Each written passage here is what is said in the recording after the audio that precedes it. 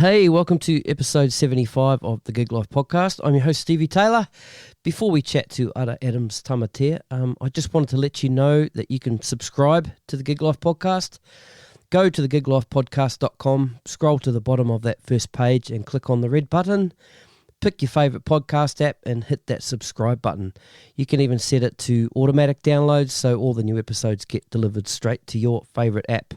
Also, if you dig this episode or any of the others, please share it with a friend or on your socials. Help get the word out there. The Gig Life podcast is free. You don't have to pay anything, ever. But if you find the value in the Gig Life podcast, you can securely donate. Go to the Gig Life podcast and click on that donate button. You can give as little or as much as you like. Any donation made will go back into creating the great content for this podcast. Now, if you're into live Facebook shows and you like a good laugh, go check out the catch-up. Not the sauce, not the ketchup. Go check out the catch-up. The catch-up is a Facebook live show with just a couple of the bros, aka Josh Gage and Mr. Lavender, catching up, talking kaka, talking shit about all sorts of things, and get ready to have a laugh. So that features Josh Gage, genuine crack-up fella from Sydney, Ronnie Lavender, the crack-up bro on the Gold Coast, and Gino, Hawkins, the bro that does all the tech stuff. The show was streamed live on a Sunday afternoon, but all their previous shows are there to watch on the Facebook page. So I'll put a link to the catch-up in the show notes of this episode, so go check that out. Okay, episode 75, Ara Adams-Tamatea. Here we go.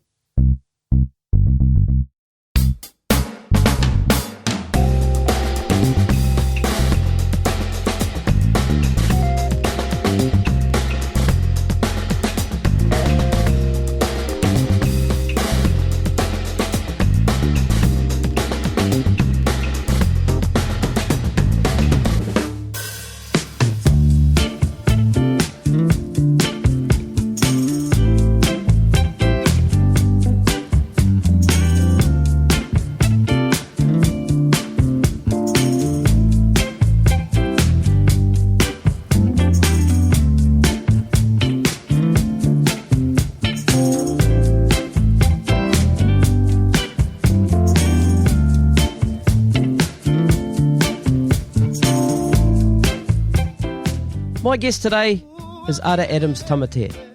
Ara is the bass player for New Zealand band LAB. Born in the Hutt Valley of New Zealand, growing up on the Kapiti coast, music was always around and bass was always the instrument for Ara. The backyard jams with the whānau, having to learn guitar for the local kapahaka group because he couldn't work out the actions, to seeing the Eagles' Hell Freezes Over concert and having that epiphany moment that this music thing was what he wanted to do with his life.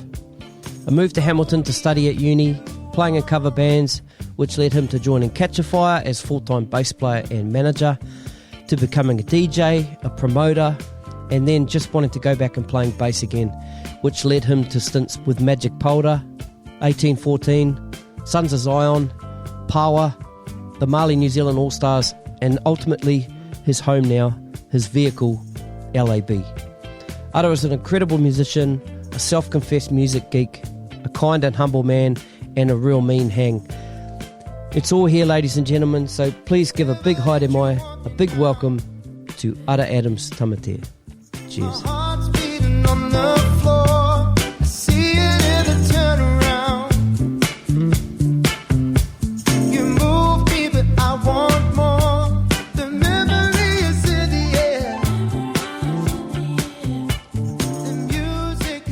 All right, I think we're rolling.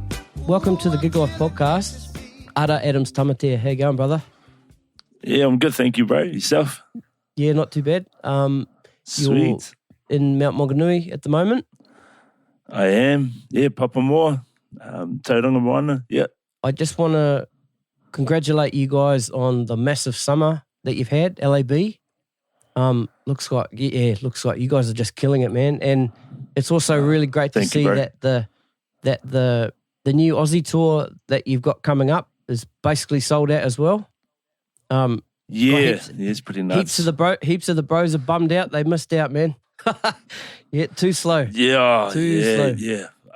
It's pretty surreal to hear how all our whānau over there in Oz have taken to us. So, yes, really humble, bro. Yeah, it's going to be good. We got our tickets to Sydney, so we'll be there again. Cool. See you in the green room again. Yeah, bro. Yeah. Well, I'll just tell the listeners that we met last year in October when LAB came to Sydney. Hung out and had a bit of a chat. And I remember saying to you, "Oh, bro, you be keen on coming on the podcast?" And you're like, "Oh, bro, if you think it'll be interesting." Of course it'll be. I'm still wondering whether, if anyone would think this is interesting, but yeah. Nah, we'll come see. on, bro. Yeah, awesome. All right, bro. So, we just talked a bit about the massive LAB summer, and that's off the back of the new album LAB 3, which was released December 2019. That's the one, yeah. Yep. Got done your facts, got your homework done, mate. Yeah, I've got to make it sound like I know what I'm talking about, eh? Yeah. All right. So before we talk a little bit more about how that sort of all that touring and stuff went down, what we usually do is roll it right back to the beginning, bro. How it all started for you, and a little bit of your upbringing and how all the music came into things, and so we'll do that now. Cool. So, bro, right. you're from Upper Hutt in the Wellington area. Yeah, born in Upper Hutt. Spent a lot of time. I was raised in the Wellington region as a whole. Spent a lot of my time out on the Kapiti coast, Paraparaumu. And then decided that when I got to the end of college that I wanted to get as far away from that place as I could, just, to find my own feet, and found myself in Hamilton. So, yeah. So back in Wellington or Kapiti Coast, when did music start? Was music in the family? Yeah, it would have been from all the garage parties, basically, that I remember fondly as a kid. I used to love that whole scene of, all the uncles, all the aunties, my dad on guitar, or everyone on guitar, but I specifically remember seeing my dad on the guitar a lot. And, just the happiness. Obviously, everyone was drinking, everyone was having a great time, but that was kind of my first introduction, I suppose, to playing live. Was that garage scene and hearing songs that I never heard on the radio until years or decades later, but first hearing them in the garage. So what sort of stuff? Oh, mate. The man, stuff like Candida by Dawn, a lot of country stuff, actually. Just what was ever popular at the time.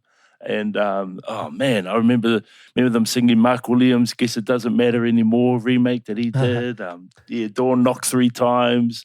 Obviously 10 guitars, just that whole feel-good, happy vibes, lots of Māoris in the garage singing at the top of their lungs. And, So that would be my first memory of, bro, harmonies. And, it was always, I always had a positive experience with those vibes. I never saw anything bad or anything negative. So that was, it was just awesome. That's massive. So were you playing guitar or was it straight into bass straight away? I always wanted to play bass, bro. Okay. From like the age of 8. There were 3 main reasons that I put down to that. Ryan Monga from Arija was probably one of the biggest reasons why. When I heard him slap the bass, watching you, and I've had many conversations with Ryan about this. But and then there was a song called "Lies" by Jonathan Butler, and just the sound of that slapping bass again. And Lisa and Colt Jam did a song called "Lost in Emotion," and it just had the slap funk sound. And I was like, man, whatever that is, that's my calling. And of course, no one at that time had basses. They barely had 6 strings on guitars back then. So the guitar was the only instrument that I could kind of get my hands on. But I knew at an early age that I wanted to play bass. I just couldn't get my hands on one until I was about 20 years old, to be honest. So, so I learnt the guitar app by default because I wanted to learn something. Yeah. Yeah. Were you just picking out the 4 strings on a guitar and trying to work out bass lines?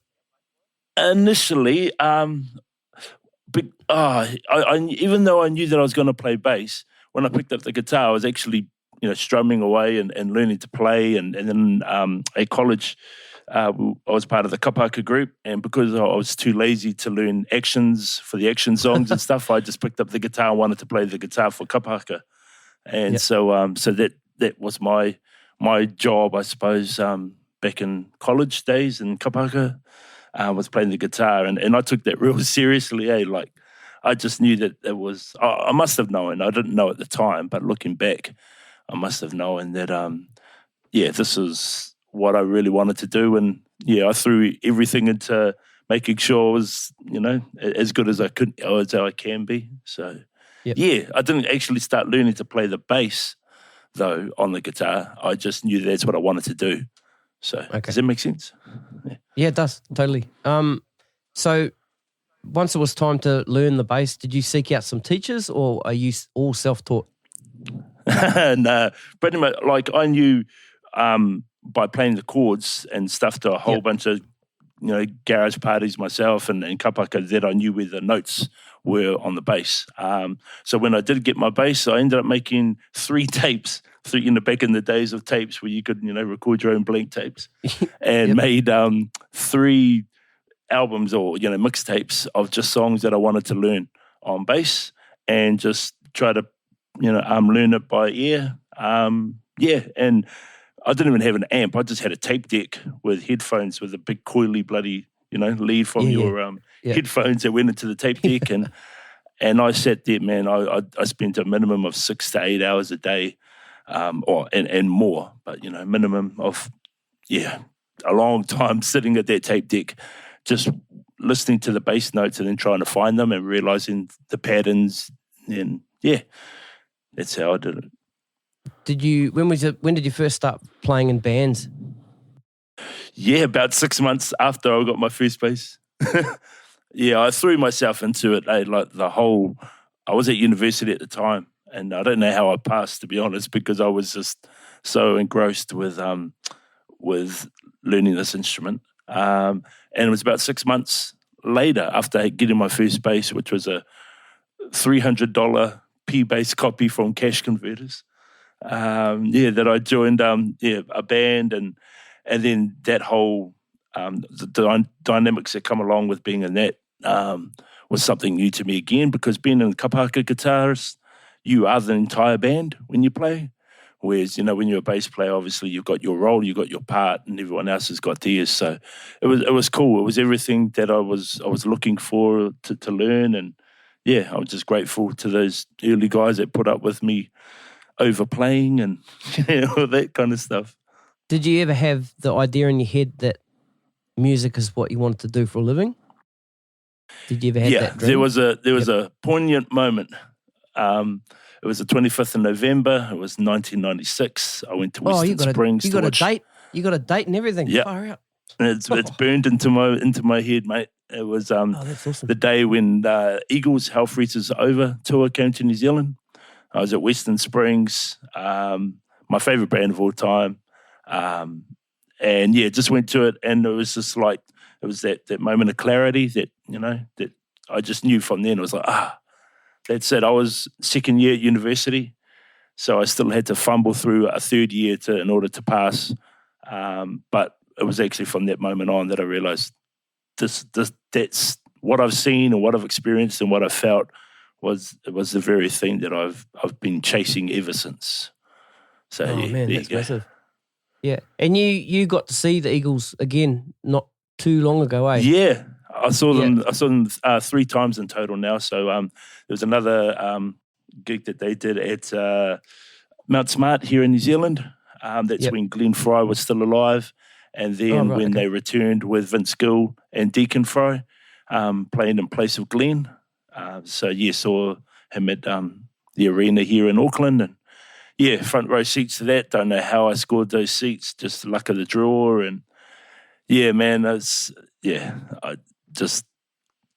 didn't know how to put into words the feelings when I go to live shows, and especially one as important to my career as seeing the Eagles. So, what was that like to go that third time after Glenn Fry had died? seeing his son there. Yes, it was awesome. Like? It was really good. I remember they came out to Seven Bridges Road, which, if you know the song, it's just like, wow, we were just all blown away. And then they gave Deacon the next song. So that they didn't kind of like warm him into it. They just chucked him straight into the next song with Take It Easy. And that I was just like, wow, man, this kid's something special to be able to do that, and he's got all these legends surrounding him on stage. And this guy's, I think he's in his 20s, maybe early 30s. But to be able to just be as comfortable as he was on stage and deliver was pretty incredible. But Vince Gill too. Vince Gill, man, he was... What a voice. I knew... I didn't know his material. Like, I know that he's a country star and just thought, okay, country, cool. But, man, he absolutely blew me away that night. Hell of a guitarist and hell of a singer. And entertainer too. He had everyone in the palm of his hand. So... yeah, it was awesome, that third show. Yeah, that's cool. All right, so back to that, coming home from that first Eagles show, having that moment. Yeah. So what was I don't know if you remember exactly what's going through your head, but what did you do as soon as you got back to make this your career?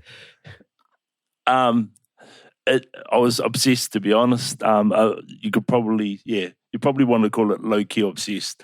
I just lived and breathed it. By that, what do I mean? I would replay that Hell Freezes Over concert every night for I don't know how many months, maybe even been over a year. I played that Hell Freezes Over concert that I had on video, VHS. Yep. I learned every single bass line, every single note, every single thing. I just, when you used to look at the old record covers and you used to study those things, that's what I did, but with a VHS concert.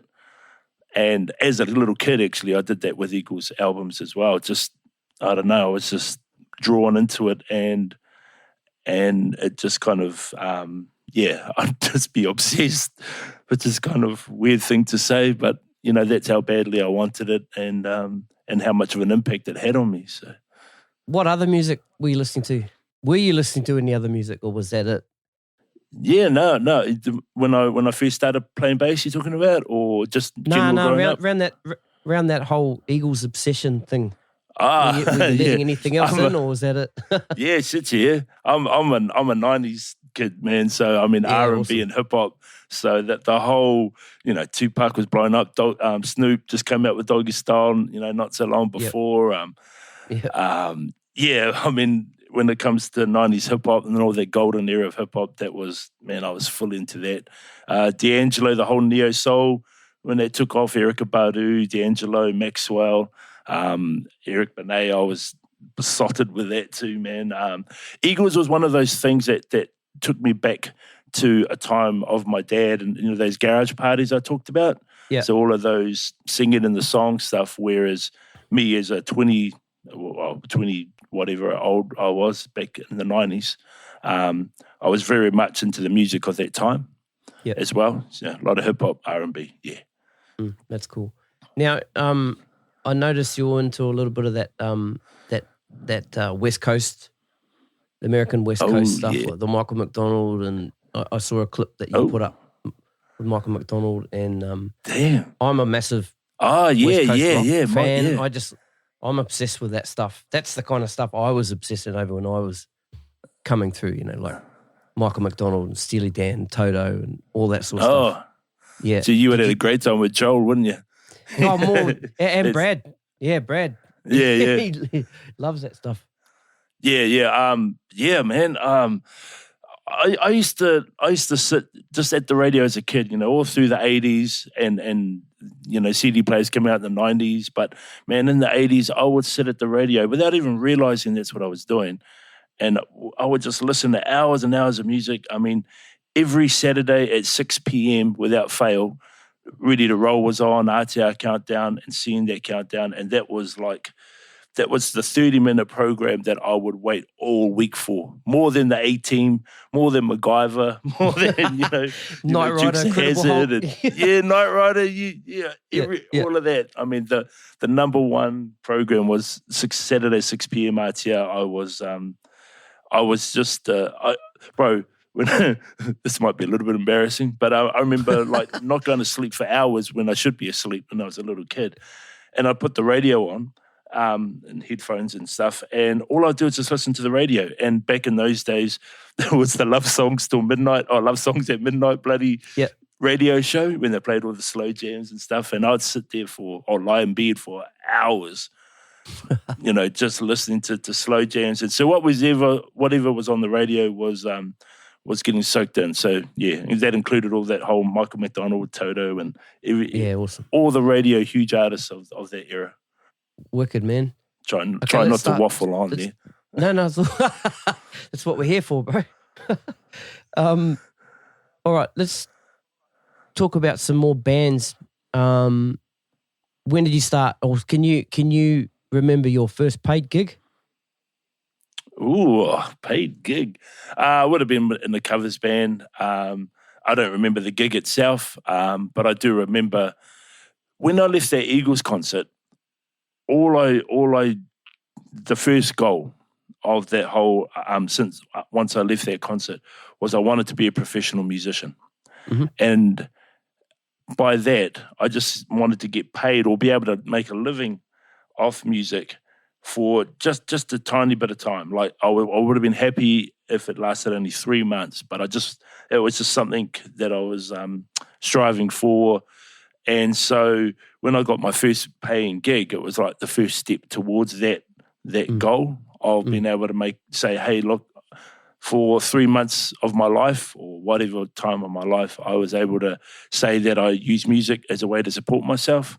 Yep. So it was definitely a stepping stone towards that. So I don't remember the gig, but I do remember thinking, this is the evolution of that dream, if you know what I mean. Yeah. So by that stage, you're up in Hamilton. Is that right? Mm-hmm. Yep. Yeah. No, I was living in Hamilton. I was at Waikato Uni when I went to the Eagles concert. So yeah. Okay. What was the scene like? The covers band scene in Hamilton around that time? Oh man, great question. Man, back in those days, there was a couple of bands that I just used to follow all the time. Solitaire was a big Hamilton covers band, and wherever they went, crowds would pack out the pubs.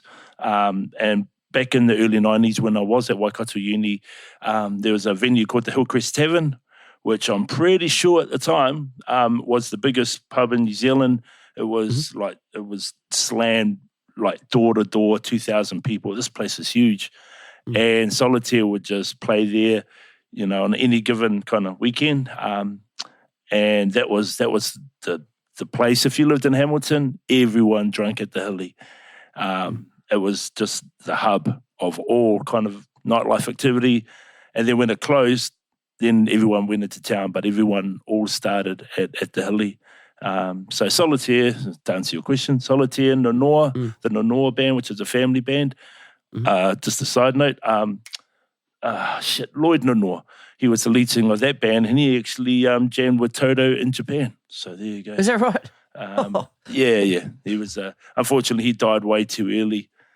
Not sure why, but an amazing band, they were amazing musicians, man. Like I was exposed to these dudes who were just shredding and just killer chops, groove for days, and I was just like, man, if I want to play on that level, I was like, man, I'm nothing. I'm just at this level, and they're at that level, So it definitely, lit a fire in me as well to go, okay, that's the level that you need to play at if I want to achieve what I wanted to achieve, which was that, living off music. So, it was real important that I got to see that caliber of musicianship and practice my ass off for years to try and get anywhere close to that. So those two bands especially, though. Yep. So with your going back to the practice thing again, has it always been putting on the song and trying to work the song out yourself, or was there ever anyone that sat you down and went, "Oh, these are scales, progressions, that kind of stuff"? Or is that stuff you've always worked out yourself? No, it's pretty much been. If there was a song I wanted to learn, then you have to just find the song, and slow it down or whatever you got to do to learn it. However, back in the 90s, no YouTube back in those days, and I was hungry for any information that I could get. So Starlicks videos, Hotlicks videos, they were like $100 each, and if you ordered it, it would take like 6 weeks on a ship to get to New Zealand. So it was, that was. There weren't many ways to get a hold of that scales and stuff. But Bass Player magazine was probably one of the biggest, because there's bugger all stuff on bass, or specifically the bass. We were always the poor cousin of the guitarist who had like 15 magazines all for themselves. And so when I found out Bass Player, that would come out monthly. Yeah. And when it did, so I subscribed to that at the local. This is in the magazine stores. Remember magazine stores? Yeah, man. Wow, going back in the day. And those other places, record. What do they call record stores? Yeah. Yep, man, all of that. So I had my own subscription at the magazine shop, and man, when that came out every month, I would read that cover to cover, like in one day. Sorry. And just like album covers, I would study that magazine, and that had stuff like scales in it and different styles, and even though it was all reading, and I can't read, you kind of figure it out, and so that's how much I was into just getting my hands on anything. Yeah. So, what was the next step towards pursuing it? Like you've been studying your ass off all these magazines and listening to the CDs, going to the concerts and following these bands around. Were the bands that you were knocking around with at the time, did you have plans for those bands? Oh man, yeah. I was probably next? I was like just like any musician. You go from band to band, and you hope that each step, every time you go to that new band, it's the band that you've been waiting for to kind of kick you off. And so I was I'd been in a bunch of bands that had just got nowhere, or very rarely got gigs. And I was a real geek, man. I'm still a geek, but a music geek. But I would study and be so super prepared for just the most kind of normal covers gig. But that's because I wanted that band to be successful and be the one that I was looking for. It just so happened that like after going through years and years of failed band startups, or someone looking for a bass player, so you jump in and have a try and realize, oh man, these guys, this ain't gonna work out. So years and years of that happened, and I used to work at Work and Income, which is, I don't know what you guys call that over there in Aussie. Centrelink, I think it is. Oh, yeah, like that. Yep. The dial and stuff. I'm just putting my power adapter in my laptop. Yeah, all good.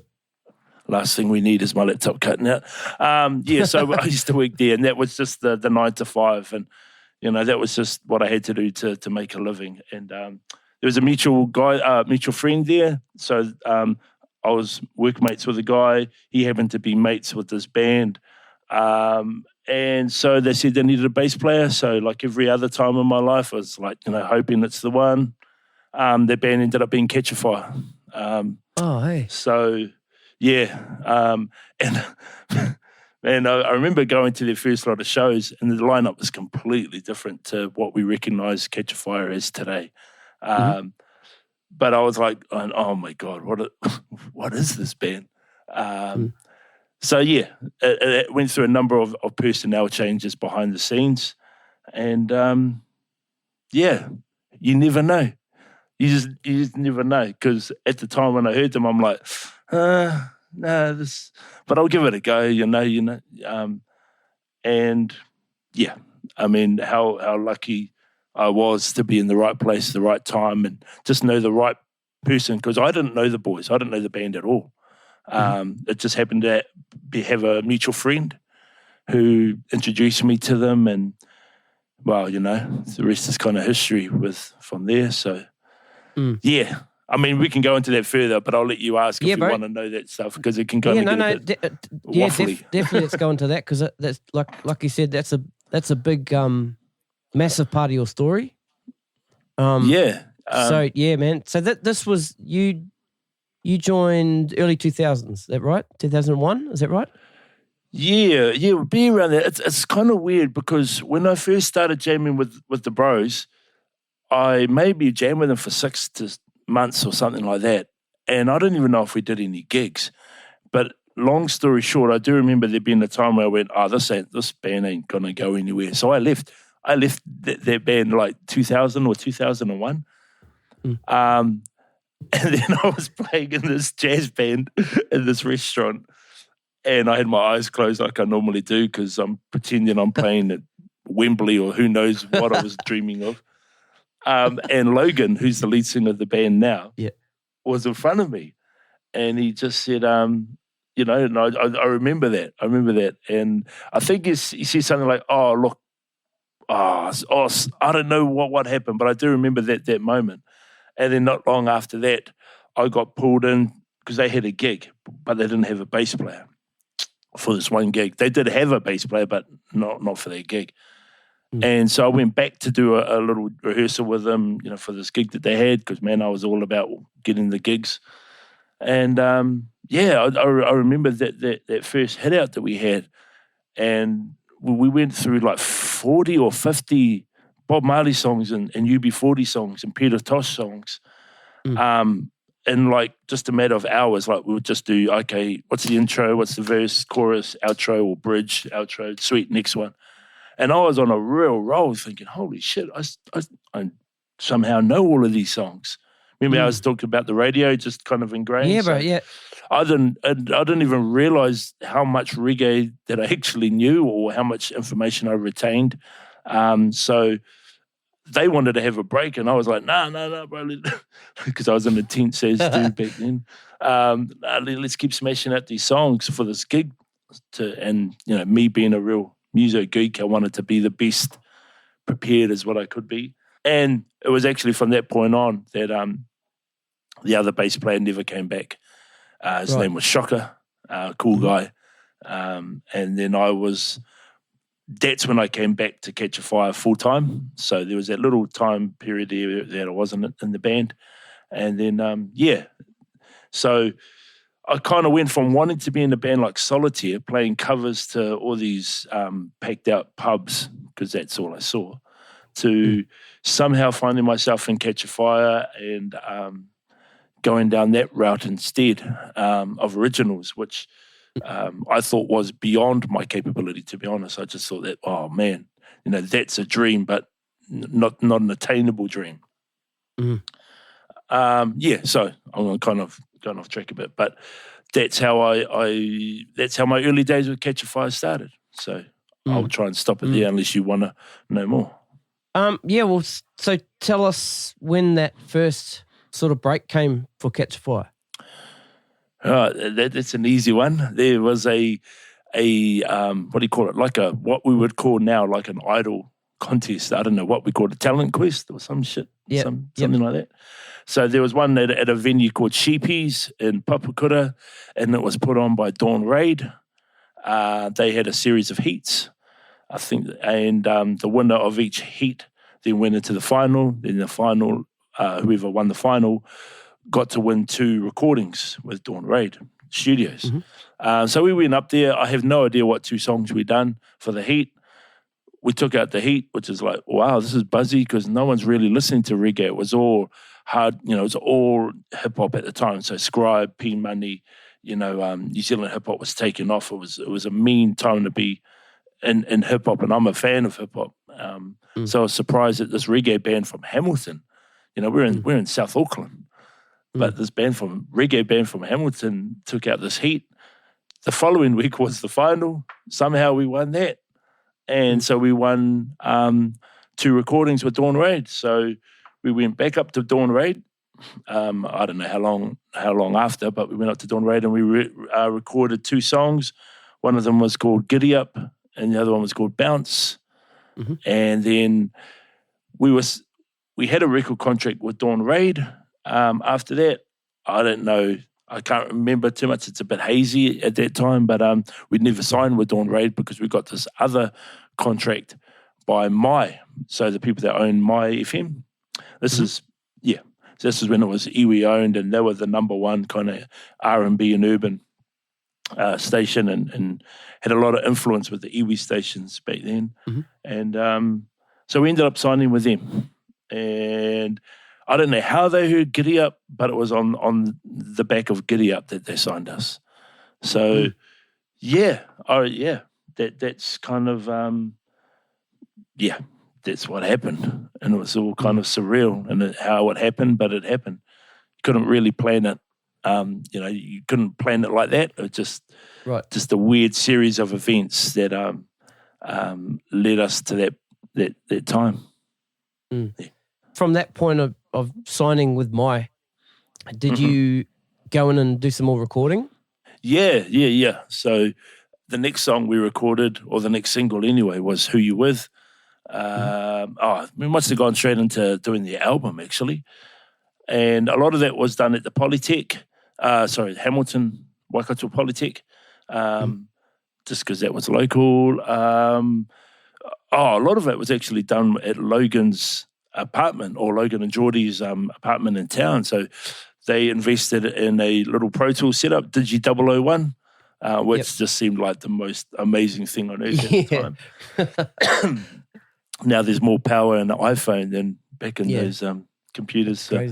But so a lot of pre-production was done there, and Logan and Jordan, because they were living in their own apartment and had those gears, were just living and breathing, recording, and so between stuff that they'd done at home, and studio work, we were able to get that first album done. And was it touring straight after that? Like once that album released, what happened? Yeah, we were touring, or not touring.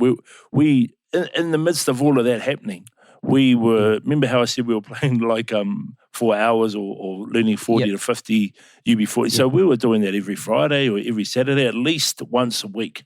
So I finally got my plate full. My cup was full with playing these gigs every week, and we were playing these 4-hour cover gigs, and they were just covers, strictly just covers, because no one knew us. We were just a covers band, and man, they were fun. It was awesome. And then once we kind of won that competition and started recording, then we'd put our songs in the set without people kind of realizing that they were originals, just to gauge and see how the reaction was to it. But once put it on My FM, obviously, all the iwi stations also picked it up because they had a lot of influence with them. And so it was just a natural progression. Even though we were still playing 4-hour covers gigs, we were now playing 4-hour gigs, mostly made up of covers, but then made up with the 12 or 13 songs that we had on the first album as well. So it wasn't, just touring the album as such. It was just doing 4-hour gigs, which included the album. Right. So, right. You stayed with the band until 2007? Yeah, you've done some homework. Yeah. In between 2001, 2007, how many gigs you reckon you did? How often were you playing? When did the big tours kick off? It's really hard to. There was no fine line drawn between the covers gigs and the originals gigs. It wasn't so much big tours that was happening. What happened was we were going on more so the big festivals, like Sound Splash, like Parihaka, to name a few, and a Rhythm and Vine. Big Day Out. We've done Big Day Out. We've done Rhythm and Vines. It was. But we carried on doing those kind of 4-hour shows pretty much through to when I finished up in 2007.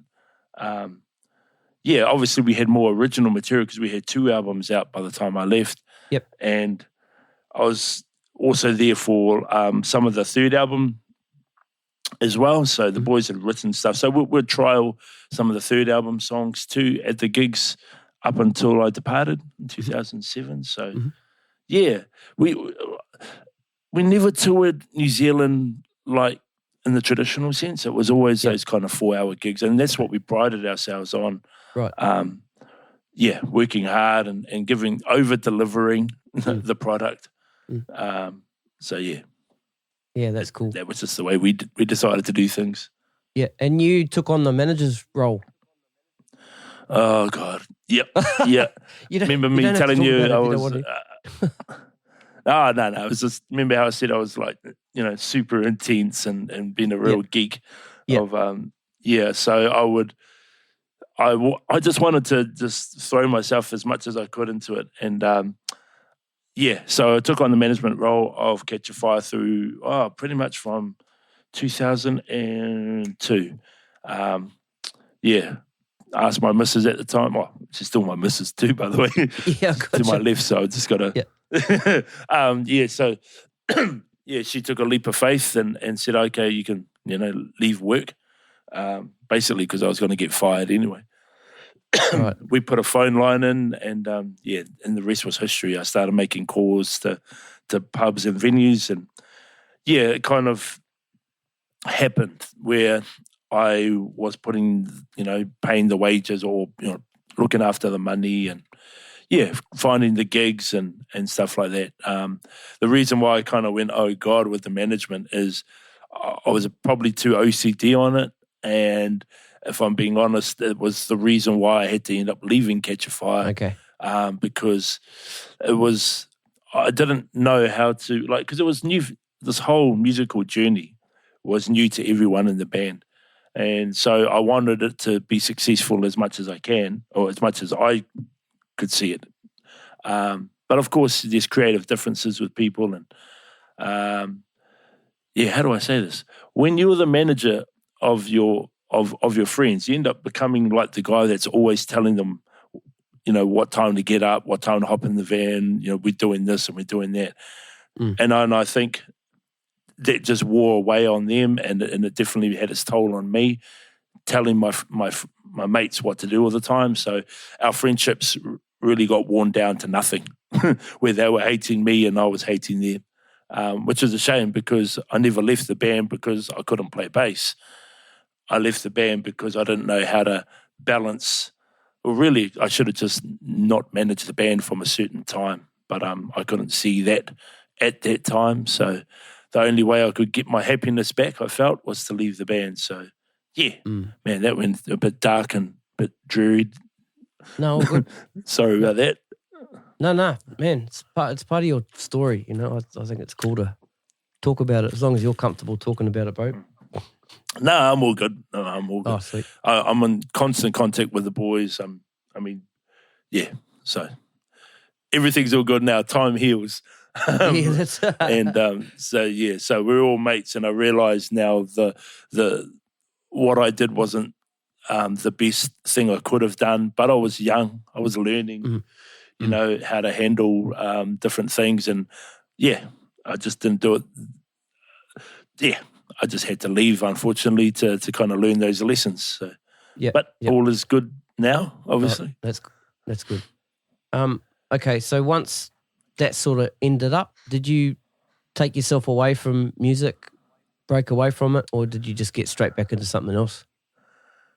Nah, it was just I've been stayed in the music industry. So as soon as I left the band, I thought, because I was managing the band, obviously, as well as playing, I thought when I gave, when I chucked everything in, that all my connections with Catch a Fire would have also been cut. Okay. I've been so fortunate that the boys kept me on in another role in the background. So they basically were paying me a wage, even though I wasn't playing in the band. I was doing some other managerial stuff for them, and still to this day, I do that for them. So, man, I owe Catch a Fire a crap load. for getting me through financially through those tough times. Oh, man, awesome. What else did I do? I helped. Here's a weird little thing. I ended up helping Michelle Corder for a few months with their band Corder, who were blowing up. Obviously, never realising that year's time, Brad and Stu and I would be in the band together. That didn't last long. I needed to get away from that for the same reason that I needed to get away from Catch a Fire. I didn't want to be in a position where I'm mates with my bros, but then I'm telling them what to do. So once I realised, this is history repeating itself, I had to quickly leave that. So I just did a whole bunch of roles in Music Pro. I was DJing, so we had a resident DJ gig, so I was DJing every weekend. What else was I doing? I was a booking agent for a bunch of bands, so I did some tours and gigs for Open Souls, House of Shem, Cornerstone Roots, Unity Pacific. You might not know this, but I ended up being a promoter and brought over a band called Kolohe Kai to New Zealand and Rebel Soldiers. So I was the first one to tour them. And I was kind of just bouncing around in a whole bunch of different roles, but they were all within the music industry. I haven't had a job, like one that supports my family outside the music industry since 2002. So I've been super blessed to congratulations still be massive. Here. Yeah, it's crazy. I mean, remember, I only wanted to do this for 3 months. I would have been happy with 3 months. Yeah. And now we're going on 18 years and knock on wood that it, carries on a bit longer. Yeah. You also played a bit with 1814, Sons of Zion. Yeah. Yeah.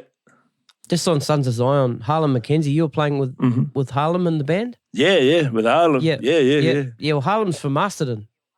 And he was we didn't know each other in Masterton, but I used to go to Makota College, and I was in a band that was in the Smoke Free Rock Quest, and Harlan used to go to Wairarapa College, and he was in a band at the Rock Quest, and both our bands got through the regionals and played the I think it was a regional finals at the State Theatre in Wellington, and I got the video somewhere, and man, he was a real prodigy back then, just he's an incredible guitarist now, but just back then, he was killing it, man. Yeah, oh man, he's such a good guy too. He's such a cool guy to hang out with on the road. As you say, killer guitarist and just killer muso. So yeah. I don't know who was from down those ways though. Now, what were you doing when the LAB gig came along? How did that come about? Yep. Remember how I said this is kind of history repeating itself all over again. But so there was a moment. I'm gonna go back just a little bit further to give it some context. In 2012, I realized I'd been doing this whole booking agent and promoter and DJ and just all these other roles. And then I realized in June of 2012, I get it now. All I want to do is play. So then all of a sudden I realized what I wanted to do, because I was kind of doing a whole bunch of roles, not really, I was convincing myself that's what I wanted to do, but really I was just lying to myself. So I had one of those kind of moments where I realized, you need to get back and I'm playing bass and get back on stage. So from that point on in 2012, I basically just became obsessed again with wanting to get my chops up and surround myself with people who might give me opportunities and stuff. So I'd done a few stints with Magic Polder. I owe a lot to her and her family, her father, who threw a whole bunch of New Zealand gigs my way. And then one day he rang up out of the blue and goes, "Hey, what are you doing next week?" And I was going, I don't know, nothing really. Do you want to go to LA? I was like, yep, sweet. So just like that. I didn't know how this was all going to happen, but long story short, he needed someone to go over to LA to play bass for his daughter Magic, who had a festival slot at a big festival over in America called Reggae on the River, which is one of the longest serving reggae festivals in the world. Mm-hmm. And the band that she had in America, their bass player couldn't do it. So, so I got that phone call and I went, wow, finally I'm kind of back where I wanted to be. But after that gig, it all kind of dried up. Just it was nothing continuous. And then Sons of Zion, Dylan Stewart, who was the bass player at the time, he couldn't do a bunch of shows because I think his missus was expecting their babies. So he threw me a few gigs and I was like, man, this is great, But I was always in that fill-in role. So I did a bunch of shows with Sons, a bunch of shows with Magic. Holly Smith, I did one show with her for Rhythm and Vines. And 1814, Jimmy Colbert, one of my good mates, he couldn't do a couple of gigs, so he threw a couple of gigs my way. Power, I don't know if you know Power, up there in Aussie, Brisbane, Gold Coast band.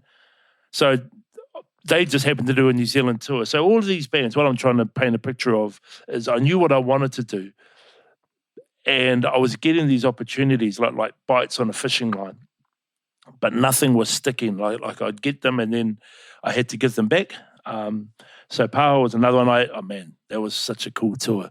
They just messaged me one time and says, oh, look, we're doing this New Zealand tour, but their bass player, Jade, he couldn't make the tour. So with no rehearsals, not one rehearsal, I learned all of their stuff and we just hit the ground running, and it was one of the coolest tours we had. So we're going from complete strangers with half the band I'd never met to just on a bus for 2 weeks, and and it was awesome. It was awesome. But once again, when it finished, nothing stuck. There was no more gigs to look forward to. I was looking for the next paycheck, so to say. So and then a band called LAB, their bass player, who at the time was Rory McCartney, they had a bunch of shows coming up. No one knew LAB back then. So there I was playing 3 shows with the boys. I've known that, obviously I knew Brad and Stu from back in the day. We'd Catch a Fire and Quarter would play together. And I've known Joel for years.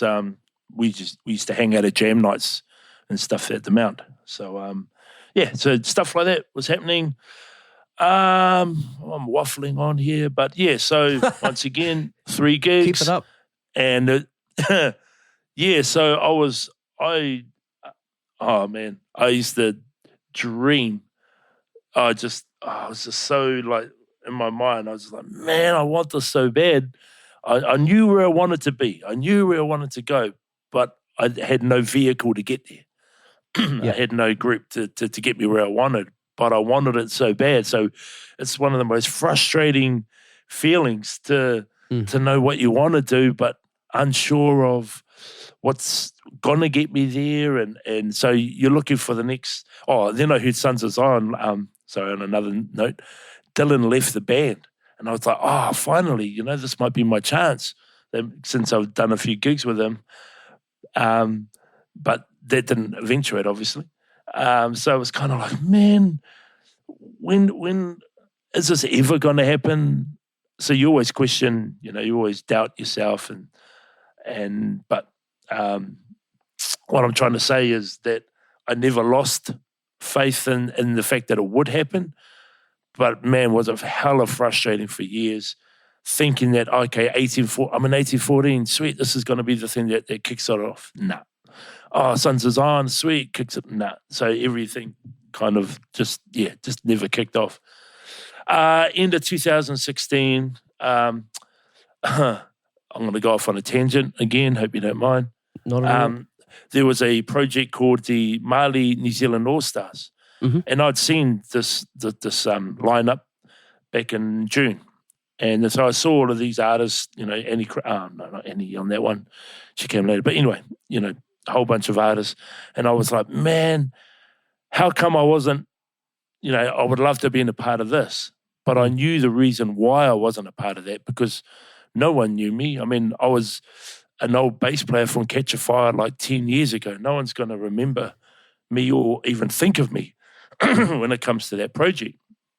I find out later that Fran Corder, who's a good friend of mine, was the bass player, and I'm like, wow, that makes a shitload of sense.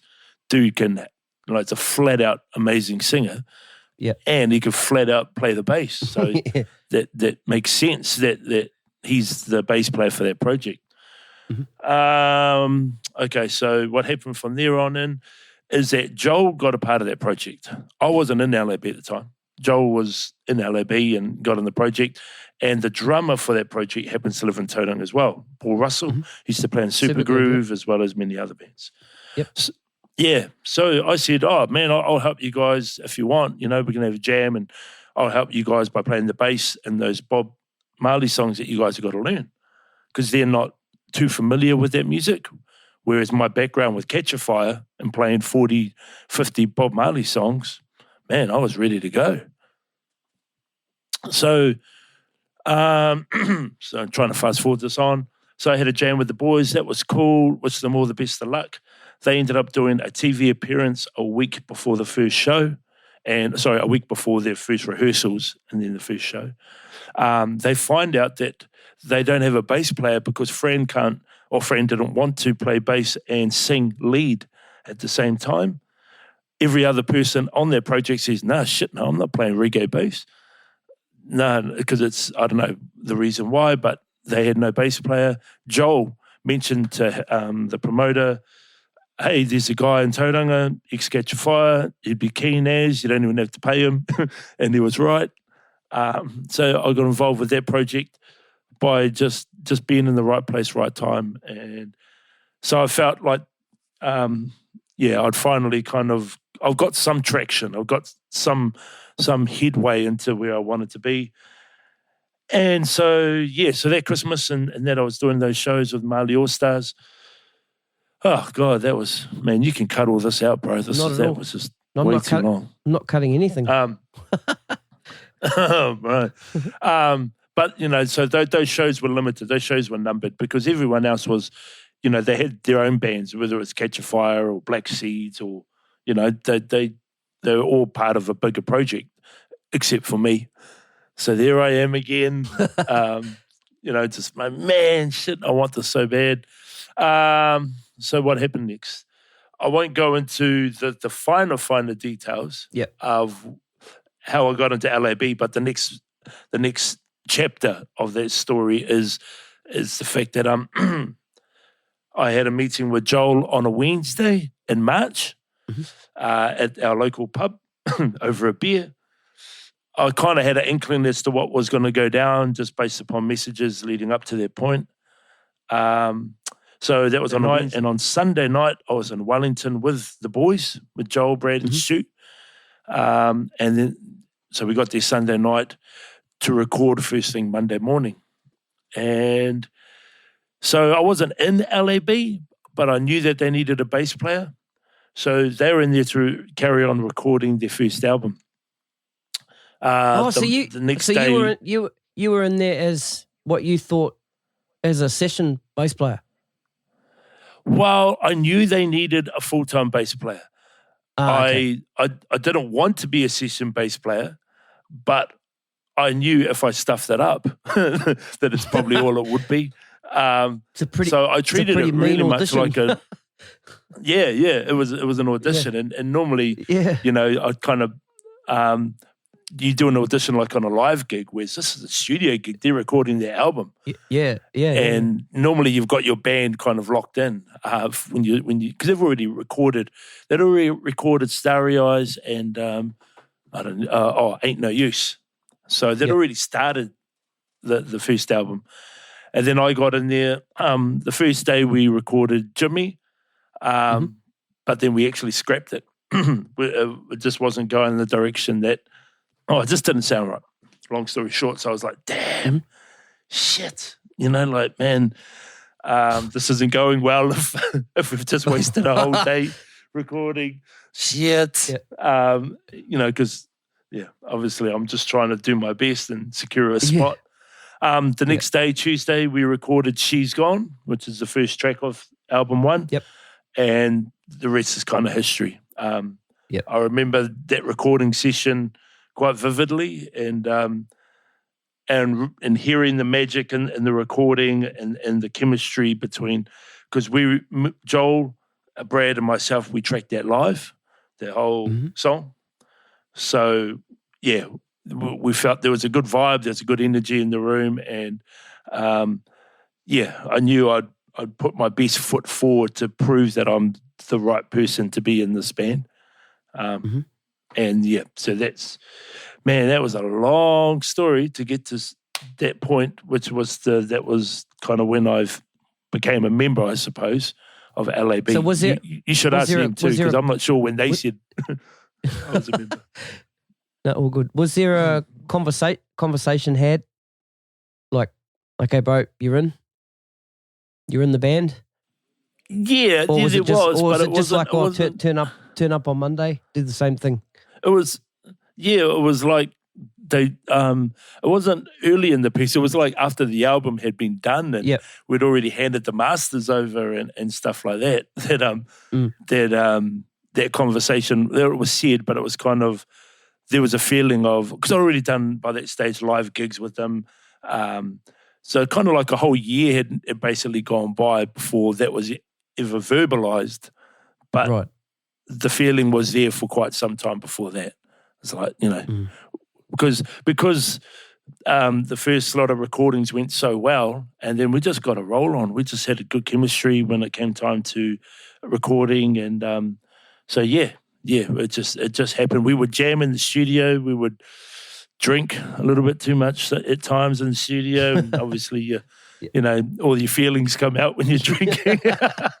And but then we would write and record, and it was just a perfect fit between what they needed and what I wanted. And finally, that moment of going, so that was in 2017, and so it took 5 years to get from that point of knowing, I want to play bass, to finally finding the vehicle that's going to provide me. Put. And from 2017 to now has been quite the ride, quite the rocket ship. Pardon the pun. Nice. Yeah.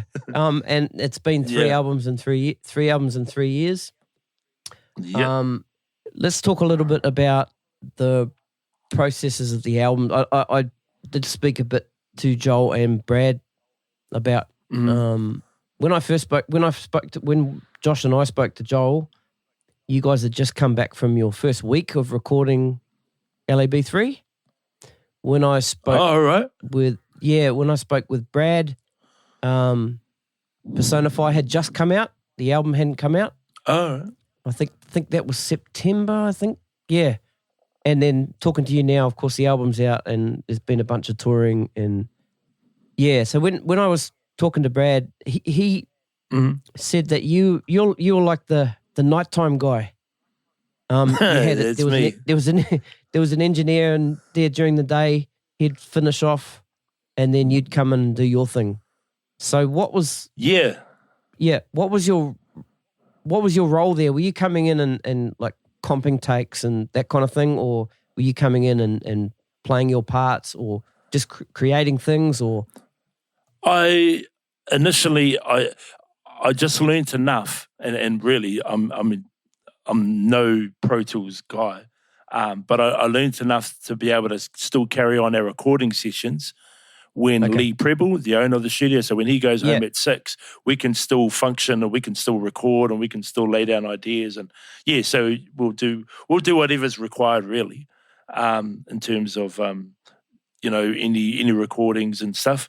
So I would just watch and learn and ask a million questions to Lee as to, how does this work in the patch bay, and do you use that compressor, and what's your settings, and all that boring engineer stuff, which I absolutely love, and most people would put them to sleep. And the other kind of role I did, which Brad allowed me to do, like it let me just kind of screw around and play around with ideas. And often while the boys were sleeping, I would always have ideas, but didn't want to put them down on recording while the guys were awake in case they were really shit ideas, because, more times than not, they probably were shit. So in the second album especially, I got to experiment with a whole bunch of ideas and plugins and just explore. Just explore these ideas. And Brad was cool with letting me do that, because he's the main producer of all the albums. And if it sounded good, he would keep them. And if they sounded shit, he would scrap them. And more often than not, a lot of what I thought was a good idea either was kept or it led to what would become the final version of the song. I'm only talking little things like what Brad would put together would be 80-90% of the song, but then I would come along and have some fun and just try and put the icing on the cake, so to say. It's hopefully the best way I can explain it. Yeah, makes sense. For me, I think with LAB3, I think the electric bass, your electric bass playing is more predominant in those in that album than the first two. I believe this is what I can hear. Did you go into the third album thinking a different way about how you're going to play the bass on that album, on how you're going to play these songs? Not at all. So with album number 3, there's no Moog bass, there's no synth bass. Whereas on album 2 and on album 1, there was, I'd never touched a Moog bass before album 1 in my life. So when I touched this instrument, I was like, oh my God, there's Zap Roger. There's, there's all these bass sounds that I've grown up with. So I was exploring that world of bass sounds that I grew up with as a kid. So what I'm trying to say, so in album 2, that was kind of another, with Fashion Dread especially, there was, a lot of Moog work. And I'm no bass player, man. I'm no synth player. I'm just a bass player whacking away on these keys. And it was hella fun. With the third album, it was just a complete blank slate, just what was needed for the songs. Because we went in there pretty much, actually, I can't even remember. I don't think there's one song. Only Heat. Heat was the only song where we kind of had the seed of the song prior to actually putting it down on recording. Every other song was just written in the studio at the time, and the songs that we were writing required electric bass guitar, and so it pretty much chose itself. It was not that we had a conscious thought to not do the Moog. It was just more of a, oh man, this song's sounding like this, and we're going to take it in that direction. So therefore, I'll grab this bass, because I used 3 basses, I think, on that album. So yeah. Okay. What were those 3 basses? So you got a Sadowski. Oh yeah, it's my main live bass. Yeah. So my number one kind of recording studio bass is my Steinberger bass. So all the reggae stuff, a lot of album 1 has got, it just records so good. It's got flat wound strings on it from when I was playing it in Catch a Fire still. So the strings must be about 15 years old. The Steinberger bass sounds so thick, yet it still cuts through the mix. It's kind of a weird to be able to have both of those characteristics. So yeah, but when it comes to reggae stuff, man, that is my number 1 bass. So yeah, love reggae songs on that one. I used the 73 Fender Jazz with flat wounds again. So that's what I did. Like In the Air, all of those real 70s nostalgia type tracks like Lover Jane, where it had that real, like I said, old school throwback. I use that bass because, that's a 1973 jazz, and that's what musicians of that era were recording with. So it just made sense to me to use that bass. And then my main live bass, I would play that for a few tracks, which is a 5-string Sadowski, which is it's such a good bass. And I don't take the other 2 basses on the road. In fact, they're still in the studio now. I left them there after album 3 because we knew we were going back for album 4. So I just left them at the studio and said to Lee, "Go nuts, bro. Use them if you need to use them for any other acts coming through." And yeah, so that's my bass geek talk right there. Yeah, I've got a lot of bass player listeners, and I'm a bit of a bass player, but not much. No, I see that bass hanging behind you. Oh yeah, that's my jazz. That's my jazz bass. Cool. Right, let's talk a little bit about touring of album 3, Mm-hmm. or maybe before that, when LAB3 dropped. How was the initial reaction? And what was the expectation? I know there would have been a fair bit of hype. Because LAB2 was pretty cool. I know me and the bros here, we were really looking forward to it, and it definitely didn't disappoint. Yeah, so how was the vibe in New Zealand when it dropped? Yeah, it was crazy. It was crazy. It's real humbling because what we do prior to dropping the album, you've probably seen that we do those live and studio recordings. RNZ videos. Yep. So that's become a thing now that we kind of go there the week of, or not long before we drop the whole album, and then it's just become a thing now. So the reaction to those videos and those new songs that people haven't heard was really humbling. I think the first song that we released was In the Year before my brain's a little bit sketchy, but I'm not sure what came out first, the live recording or the official video for In the Ear. And this is prior to the album dropping. Mm. So, but the Radio New Zealand, the live one I'm talking about in studio, got so much. Oh yeah, I wasn't even in the country. I remember that now. Right. It got so much traction and feedback. It's real humbling, bro. I try not to. I get a little bit kerfuffled with my words when it comes to talking about our music and stuff, just because it's. Well, you're proud. You're proud of it, bro. You should be. Like, it's awesome. Straight up, it's just bloody good music. Appreciate it, bro. We didn't we were proud of the album. I know that I was super proud of the album. In terms of expectations, we just wanted it to just be liked, I suppose, or have our fan base who, from album 1 and album 2 go, "Oh man, this is cool. We like album 3 as much as we like album 1 and album 2. That was my expectation. Mm. The reality, though, is that it's just gone way beyond that. Like it's, the numbers and the stats show that a lot more people are listening, and it's crazy. It's really crazy and humbling and all that kind of stuff that I've said 1,000 times. So, didn't really have any expectation other than to just. The only expectation I would have was that I just wanted us to just grow and be and what am I trying to say? Just there's potential within this band. We haven't reached that potential yet.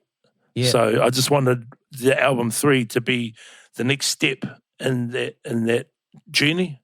Yep. Like I still believe we haven't written our best song yet. And I still think that we've got a better album in us. Awesome. And is album 3 a step in the right direction based on what you've heard in album 1 and 2? Well, every listener can have their opinion on that, but internally, excuse me, we're real proud of the sound and the music that was on album 3. It burnt us out, man. We were so mentally fatigued and drained after finishing that album. It was. We couldn't listen to that album for like a month after it had been finished because of just how much blood, sweat, and tears and your mental energy goes into making it just right. Yeah. But no, hugely satisfied and proud of that album, bro. Is album 4 coming? Yeah. We go into the studio. It's the 3rd of March. We're in there on the 31st of March. So 28 days, 4 weeks. We will be in studio with no idea of what we're going to do. We're going to turn up. We're going to get Uber Eats, or Joel's going to cook a mean feed because he loves to cook and I love to eat. And we are just frothing at the bit to get in there. But we don't know what's going to happen. And it's huge excitement and it's quite dangerous, if you know what I mean. Like, man, going into a studio to record an album and you don't even know, we don't know what's going to happen. And that's what I love about this band, is that we could just take a spark in whatever direction Brad wants to take the idea in, and then we all just jump on it and stoke the fire, press record, go home at the end of the week going, man, where did that come from? That's one of my favorite things. And will that? But should be out the end of the year. Sorry. The end of the year again. So it's 4 albums, 4 years. Yeah, man, awesome. Yeah. Can't wait. Yeah. Let's talk a little bit again about, or we'll go back and talk about your live shows, the touring. It must feel pretty satisfying now, and humbling too, of course, to, like this run of Australian shows you got coming up. And we did talk about this early on, how a lot of them have sold out already. It must be a pretty cool feeling knowing that you can drop a show here and there. And I noticed that you guys you're playing a show up at Power Station and also in Hamilton. In Hamilton. Yep. Yeah. No doubt those shows will probably sell out. I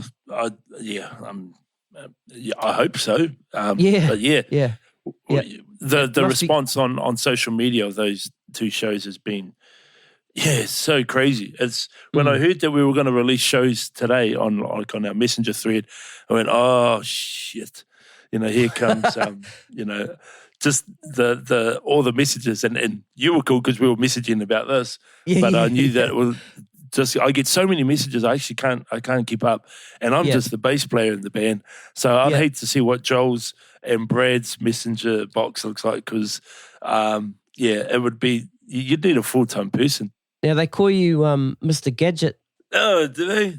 Yeah. Is that from Brad or Joel, is it? Yeah, that was Joel. Why do they call you Mr. Gadget? I like gadgets. I like thinking of the most. I like seeing a problem, and I love solution solving. Yep. I love to solve, not solution solving, problem solving. So, and I often do that with, if we just bought this bit of gear and we hooked it up to that bit of gear, and then that would be able to do all of these things that, and Joel is, I would call him the opposite. He's the purist. So he's all about guitar, lead, and amp. Yeah, whereas I would be, I could grab this bass and that MPC and this Ableton product and that synth and we can wire it all up and man, if I showed you, so that's me, and somehow we find a balance between his world and my world to keep each other happy. Yeah. But so once again, that's just the music geek in me coming out, wanting to explore. Just having a good tattoo, bro. I just love gadgets and gears and spending way too much money and owning way too much gear that doesn't get used enough. Yeah, that's it. Can you give us a rundown on what your first live LAB rig was and compare it to what it is now? Yep. It was my Sadowski 5-string bass with a lead into the amp.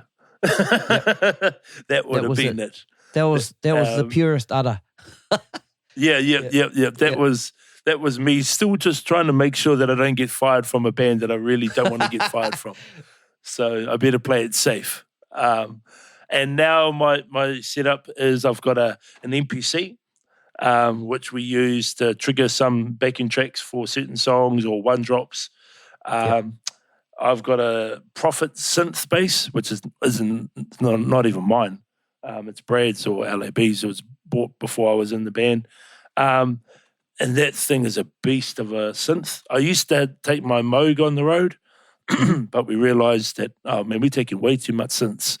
I'm not even a synth player, but yeah. So I've reduced my rig.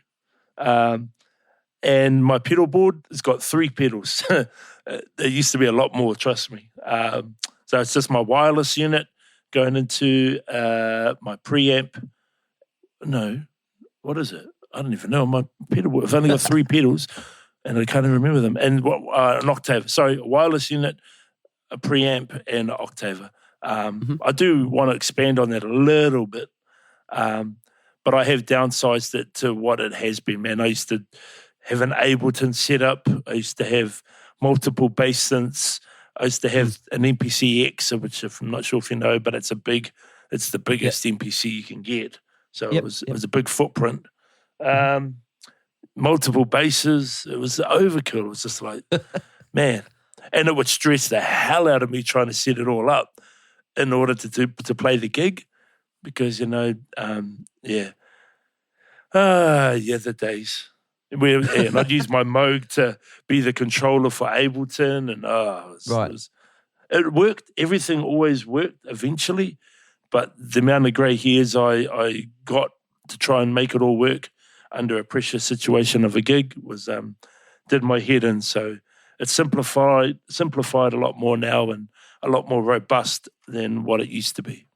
Yep. Would a bit of it being simplified, would that be the fact that Miharu's in the band now, taking up playing some of those parts that you would? Actually, no. For me, I'm just taking care of the bass frequencies, the bass side of things. So, so whether it was on a bass guitar or bass synth, it was irrelevant. I still had that role.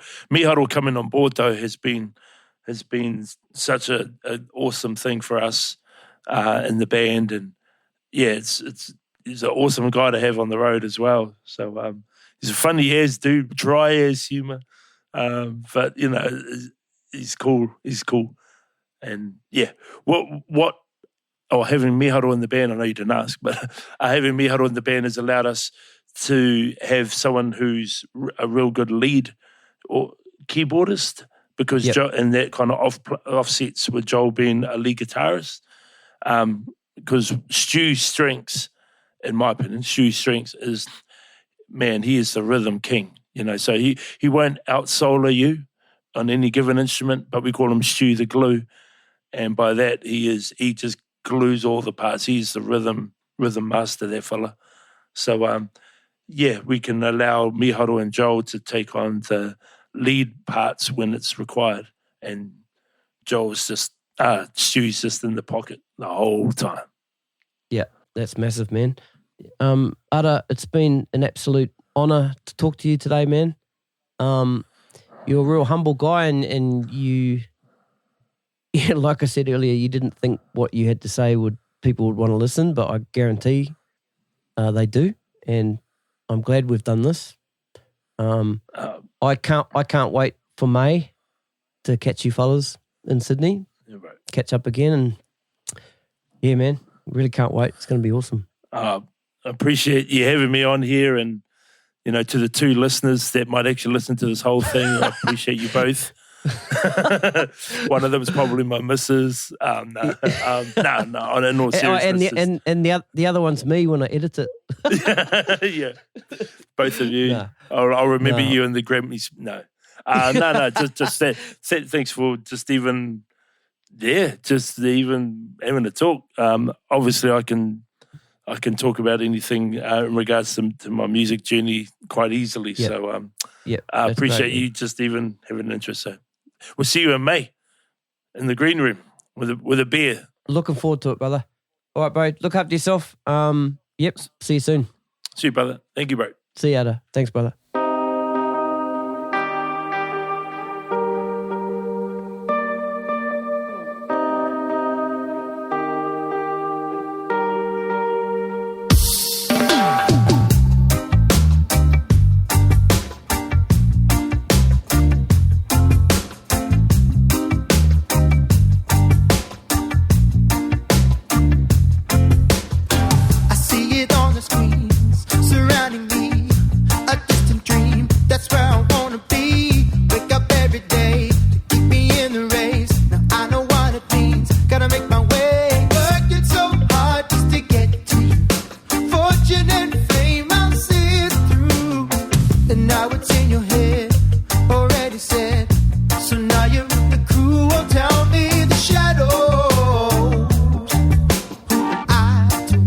in your face.